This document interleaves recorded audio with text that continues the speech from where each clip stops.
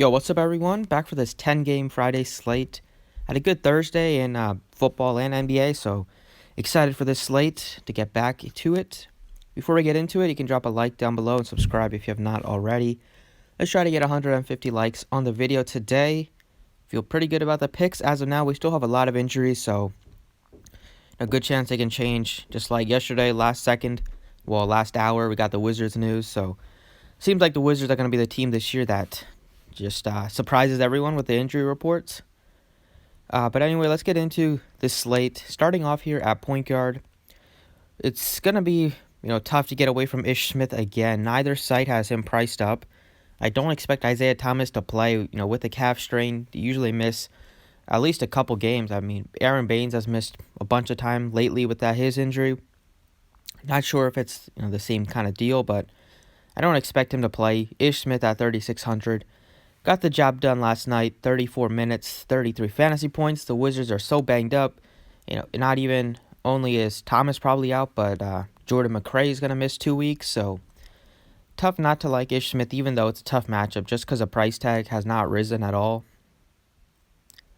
Over at shooting guard, Bradley Beal, 8,600. I don't mind going to him. He was terrible shooting the basketball, 7 of 24. The shot attempts are going to be there. The usage is always going to be there. The matchup is tough, but I still have confidence that he can at least put up a solid score like in the 40s and 50s just because he's going to be taking so many shots, like 24 to 30 shots. Tough not to make value at that price tag. I like Zach LaVine at 7,800 again. Put up 40 fantasy points at 8,000 against the Grizzlies. Was decent.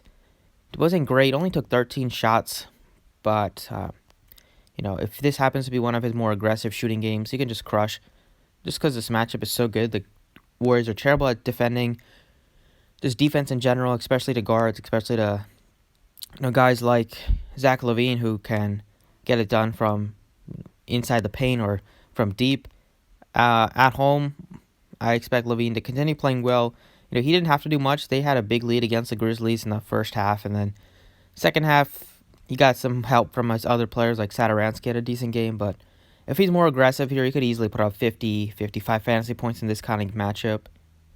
So definitely looking at LaVine. I think maybe like Brogdon is cheap, but I don't like this matchup that much against just a slow-paced game. I think there's better spots to target. Evan Fournier still cheap at 6,600. Been asked to carry the offensive load without Vucevic in there. Jamal Murray, 64. Nice price tag on Murray, definitely. Chris Middleton, 6,300. He's been back in the starting lineup. I don't think he's still on a minutes limit. I mean, you can't really tell because they have just blown out every single team that they faced the last 3 times out. But he's still getting the job done. He played 25 minutes, 37 fantasy points, 32 fantasy points. So it seems like in close games he'll at least get to over 30 minutes, and this game, really good chance that they'll finally get a competitive game here at home against the Clippers. Like the price tag a lot for Middleton at 6,300. And then Joe Harris, nice play at 57. Don't mind Culver. I like Kendrick Nunn quite a bit, 4,800. Tyler Hero, if Winslow's out, would be nice value at 41. And maybe like Troy Brown because he's going to have to play some minutes. But the guy that I like is Zach LaVine. I've been a fan of Zach LaVine this year. Just like what I'm seeing. He's been consistent in terms of fantasy. Especially like in the last 1 to 2.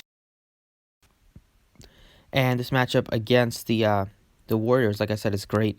You can get up to 36 to 38 minutes. Really good spot at home. Price tag's down a little bit, so seems great to jump on that train. Small forward here, like Butler, Paul George, 7,800. Paul George's been shooting the basketball fine this year. It's just that he hasn't had to get many peripherals. Like Kawhi takes care of the rebounding. Kawhi, Montrez take care of the rebounding. Then you have like Lou Williams takes care of the assists. So Paul George has been like super scoring dependent, the most scoring dependent he's been his entire career. The price tag is cheap enough though in a competitive game where you should see like mid-30s in minutes that you can definitely make value. at a 7,800 price tag. So just because a price tag's cheap, I don't have a problem getting to him. And Wiggins could miss the game again, which would make Karl Anthony Towns a great play. It'll open up more minutes for Culver, who's been playing great starting over the past a couple weeks. Prince 65, I don't mind him. I like Gallinari 6,400. He's been hot from 3. He's a streaky player, but lately he's been great. Matchup is solid here against the Timberwolves. Really good spot for the Thunder.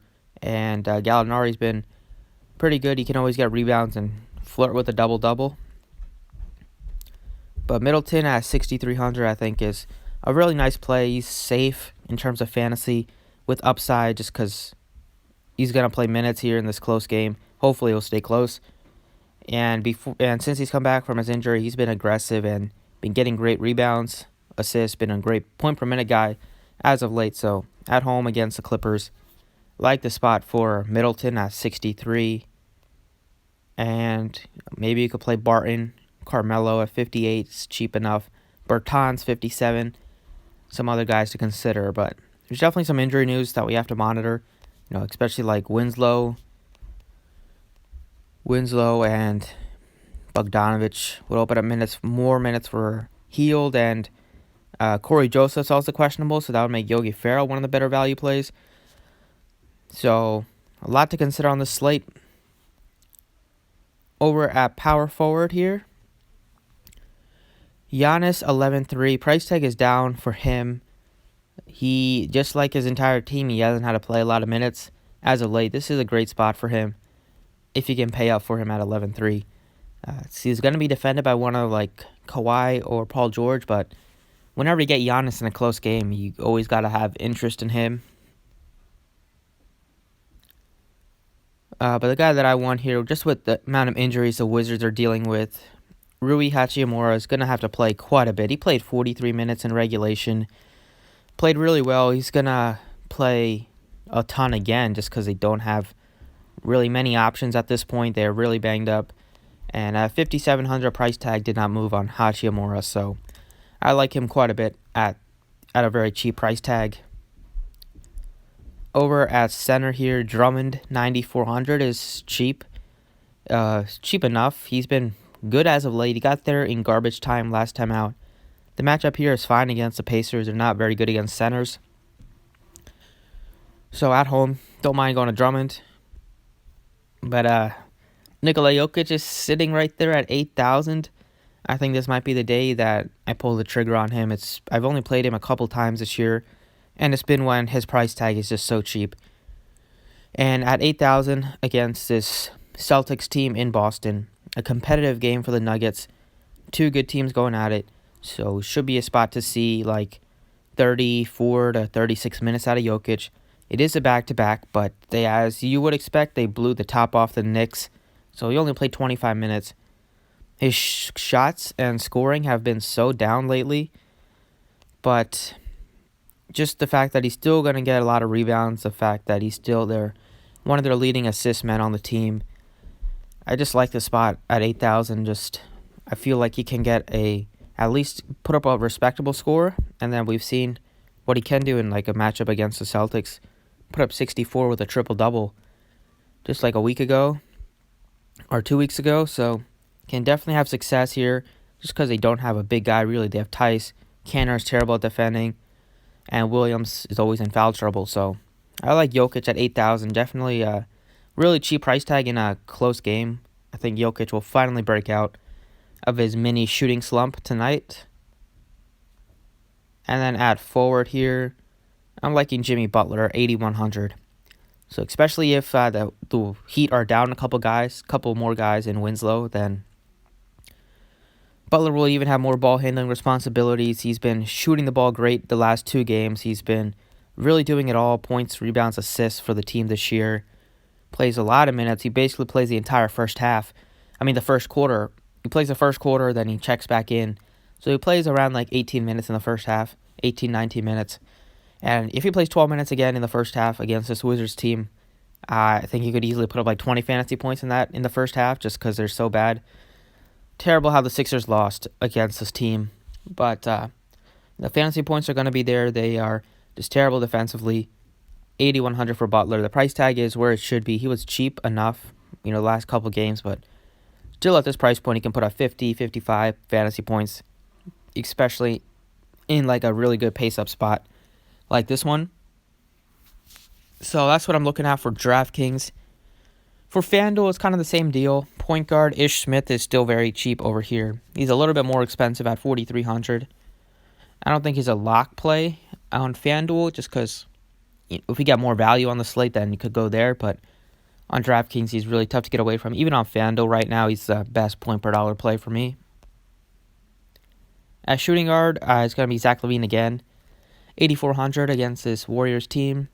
Just been consistent as of late. The matchup is great for him to dominate this team. They are terrible at defending guards, like I mentioned, and at home, two bad teams going at it, two teams that play no defense. Should be a high-scoring game, and LaVine, I think, can capitalize on that here with a big fantasy score. As small forward, I don't mind like Gallinari, Prince at 61, even Carmelo, 58, cheap. But Joe Harris, 5,600, I like. I like this Nets-Hornets matchup. I at least want to get some exposure to it. I think Joe Harris is a great guy to get some exposure. He's been playing great, shooting the ball really well. Kyrie's still out for the Nets, so Harris is going to play 30 to 33 minutes in close games here. He's been pretty solid. His shot has been falling as of late, and at this price point, good chance that he can put up like 30 to 35 fantasy points and make some value. So I like Harris. At power forward, going back to Rui Hachimura, 5,800. Once again, the price tag has not moved on both sides, which is going to make it tough to get away from a guy that's going to play about 40 minutes. 5,800, I'm going to have to see more usage on offense, going to have to see more shot attempts.